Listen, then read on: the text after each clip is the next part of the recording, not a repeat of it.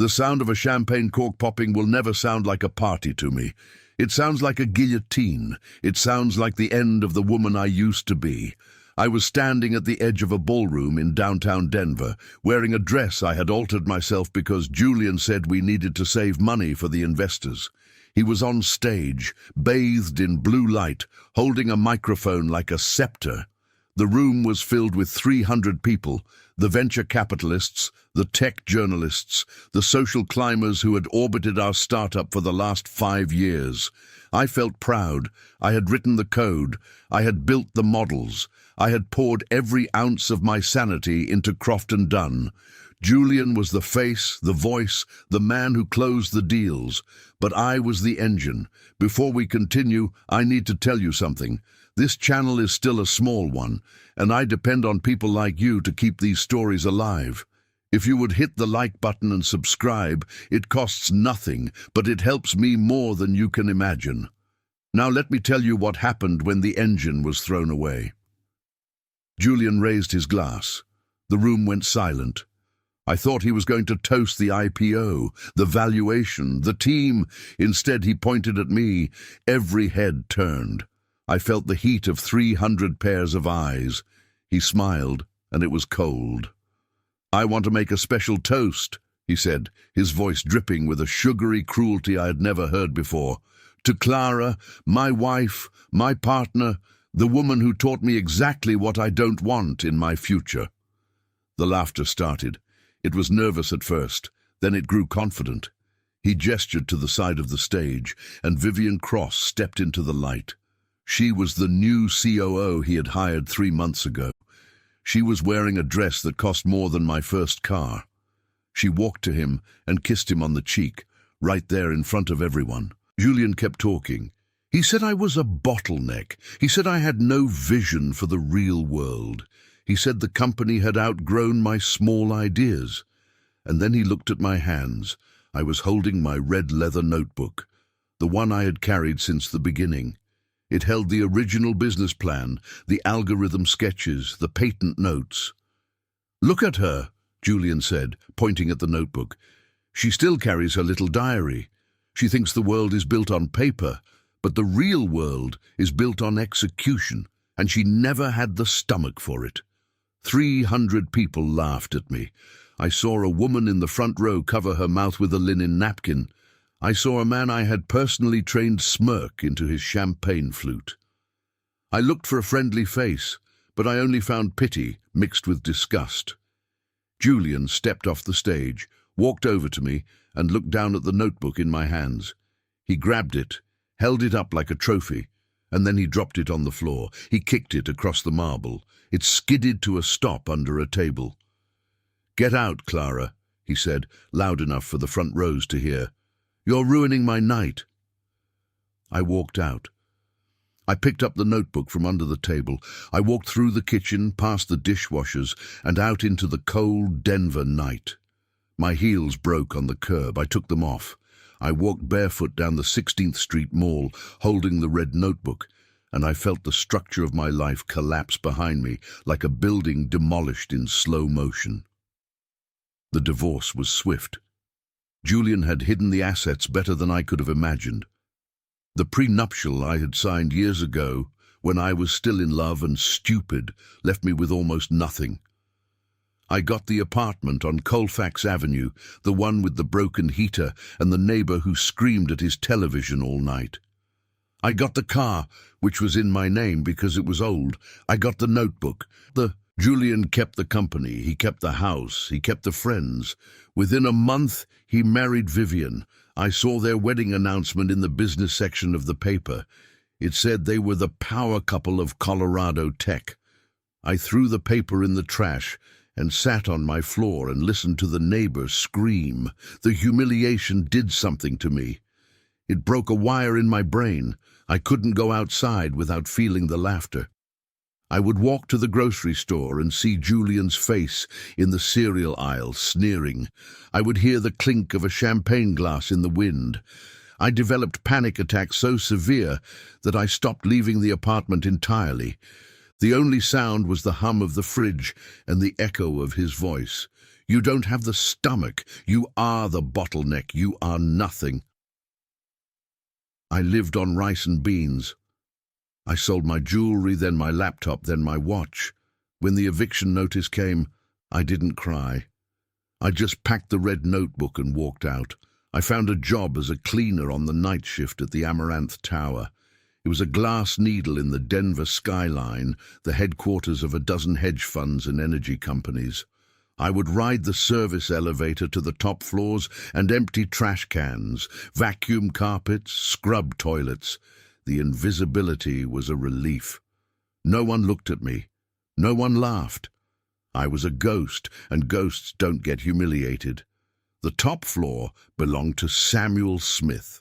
He was a legend, an old lion who had built an oil and gas empire, lost it in the crash, and built it again as a renewable energy conglomerate. He was in his 70s. He had a reputation for being cold, ruthless, and brilliant. He also had a habit of working late. I would clean his conference room while he sat in his office, staring at the city lights. One night, I was wiping down the table in the conference room. There was a financial model spread across the table, a printout of a projected wind farm acquisition. I didn't mean to read it, but the numbers jumped out at me. They were wrong. The discounted cash flow analysis had a basic error in the terminal value calculation. It was the kind of mistake that could cost millions. I stood there for a long time. The old Clara would have grabbed a pen and fixed it. The new Clara was terrified of being seen. But the error was so loud, so obvious, that I couldn't ignore it. I picked up a marker from the tray and wrote the correct formula on the glass wall. I wrote it in small letters, so maybe no one would notice. Then I finished my shift and left. The next night, a security guard stopped me at the service elevator. "Mr. Smith wants to see you. Top floor, now." My stomach dropped. I was going to be fired. I was going to be banned. I had defaced the wall of a billionaire. I took the elevator up, my hands shaking. The doors opened. Samuel Smith was standing in the conference room, staring at the glass wall.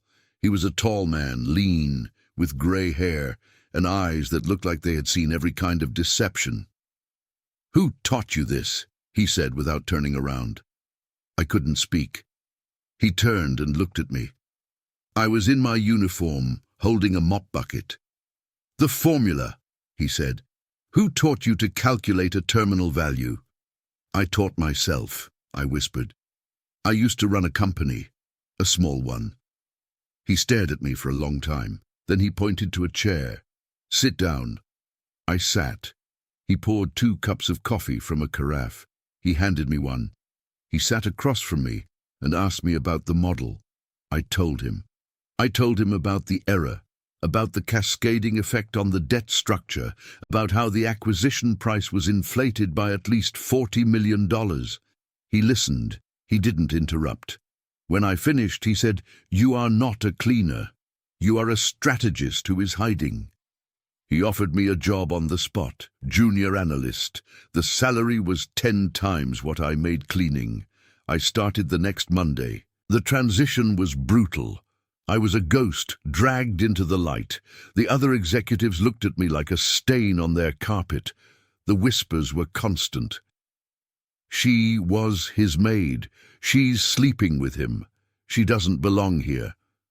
I felt the old fear rising, the panic scratching at the door of my mind. But Samuel Smith was a wall. He kept his door open. He called me into meetings and asked for my opinion. He made me present the numbers. He forced me to be seen. I learned to channel the fear into the work. The numbers didn't lie, they didn't laugh. I found my voice again. I started to remember the person I had been before Julian destroyed me. The person who hated me most was Derek Poole. He was Samuel's head of acquisitions. He was polished, ambitious, and threatened by anyone who had the old man's ear. He saw me as a usurper. He started a quiet campaign to destroy me. He whispered to the board that my background was a liability. He planted rumors that I was leaking information to former colleagues. I ignored him. I stayed focused. I closed 3 major deals in 6 months. Samuel promoted me to Vice President of Strategy. The old Clara would have celebrated. The new Clara just worked harder. Then the trap snapped. A report appeared on Samuel's desk. It was an email chain from my personal account showing the transfer of proprietary data to a competitor. The evidence was clean, convincing, and completely forged. Derek Poole had used his access to the IT system to plant the emails. He had timed it perfectly, just before a billion-dollar merger. The board convened in an emergency session. I was called into the conference room. 8 faces stared at me like I was a criminal. One of them was smiling. Derek was holding a folder. "We have the evidence, Clara," the chairman said. "The police are being called. We have to press charges." I looked at Samuel. His face was a mask of stone. He didn't speak. He just watched. Derek slid the folder across the table. "She was always a security risk. We should have known. Once a thief, always a thief." I felt the floor disappear. It was the ballroom all over again. The laughter, the judgment, the destruction of my reputation. I wanted to run. I wanted to disappear back into the service elevator. But Samuel raised his hand. "Wait," he said. His voice was quiet. The room fell silent. "Derek," Samuel said, "you have been with me for 15 years. You know I don't make decisions without my own investigation." He pressed a button on his phone. "Send him in." The door opened. A man in a suit walked in carrying a laptop. He was a private forensic specialist. Samuel had hired him the night the report appeared. "Tell them what you found," Samuel said. The specialist opened the laptop. "The email chain was fabricated," he said. "The originating IP address belongs to a private server in Derek Poole's home. The timestamps were edited. The data transfer never happened." The room exploded. Derek turned white. He started shouting, but the truth was out. The board turned on him. The police were called again, but this time they came for Derek. He was led out of the room in handcuffs. I sat in my chair, frozen. I thought I would feel relief. I thought I would feel vindicated. Instead, I felt the panic rise. I had come so close to the edge again. I had almost lost everything. That night, Samuel and I sat in his office drinking bad coffee. I asked him why he trusted me. He looked out the window at the city. 10 years ago," he said, "my own brother tried to destroy me. He forged documents, turned the board against me, and had me thrown out of the company I founded. I was humiliated in front of everyone I knew. I spent a year in a dark room, eating takeout, hating the world, and then I realized that the fear wasn't my enemy. It was my compass. It pointed me toward the thing I needed to do." He looked at me. "You are not a leak, Clara. You are a survivor, and survivors don't run. They build something new." I took his words, and I built a fortress. Over the next 5 years, I did not just recover, I rose. Samuel made me the CEO of New Frontier Capital, his green energy spin-off. I grew it into one of the most respected funds in the country. I appeared on the covers of magazines. I bought a penthouse on the other side of the city. I became the person Julian had told me I could never be. The day Julian Croft walked into my office, I was reviewing a report on a new solar farm in Nevada. My assistant's voice came over the intercom. "There is a Julian Croft here to see you. He doesn't have an appointment. He says he knew you a long time ago." I almost said no. I had no use for the past, but I felt a strange pull. I told my assistant to send him in. The door opened. The man who walked in was not the man I remembered. Julian looked a decade older than his age. His suit was cheap and wrinkled. His hair was thin, his eyes were red, hollow, desperate. He looked like a man who had been sleeping in his car. "Clara," he said, his voice cracking, "thank you for seeing me." I didn't stand. I didn't offer him a seat. I just looked at him. He started talking. It all came out in a flood. The company had collapsed after the IPO. A scandal, mismanagement, a lawsuit. He had lost everything. Vivian had left him. He had a medical condition, a liver problem that required expensive treatment. He had no insurance. He was about to be evicted from his apartment.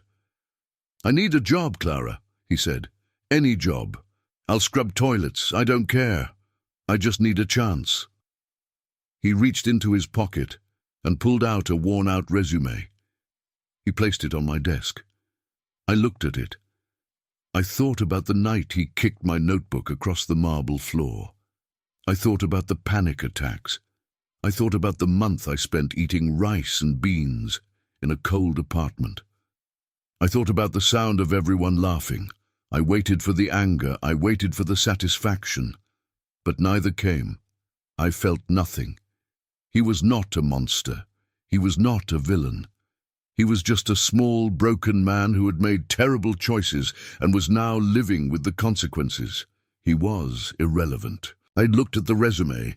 I picked it up. I opened my drawer and dropped it inside. "I'm sorry, Julian," I said. "There's nothing for you here." He started to cry. He begged. He dropped to his knees right there on my Persian rug. He said he was sorry. He said he was wrong. He said I was the best thing that ever happened to him. I watched him for a moment. Then I pressed the intercom. "Security, please escort Mr. Croft to the lobby. He's not on the list." 2 guards appeared in the doorway. Julian looked up at me, his face wet with tears. "Clara, please, you have to help me. I'm dying." "I don't want you to die, Julian," I said. "But I don't want to save you either. You are not my responsibility. You are just a memory." The guards helped him to his feet and led him out. He didn't resist. He looked back at me once, and I saw something in his eyes. Realization. He realized that I was not the woman he had humiliated. That woman had died on a cold sidewalk in broken heels. I was someone else. I sat in my chair for a long time after he left. I opened my drawer and pulled out the red leather notebook. It was tattered, worn, held together with tape. I had kept it all these years as a reminder of where I came from, a reminder of the humiliation, a reminder of the woman I had been. I didn't need it anymore. I stood up and walked to the shredder. I fed the notebook into the slot. The machine chewed it up page by page. I watched the words, the algorithms, the business plans, the tears turn into confetti. The past was gone. The fear was gone. The debt was paid. I walked back to my window. The sun was setting over the Rocky Mountains. The city was lit up like a circuit board. I was 70 stories above the ground, and the air was clear. I thought about Samuel. I thought about the night he saw a cleaner with a marker and decided to change her life. I thought about Julian, standing in the lobby, wondering where it all went wrong. And I thought about myself, Clara Dunn, survivor, builder, master of her own world.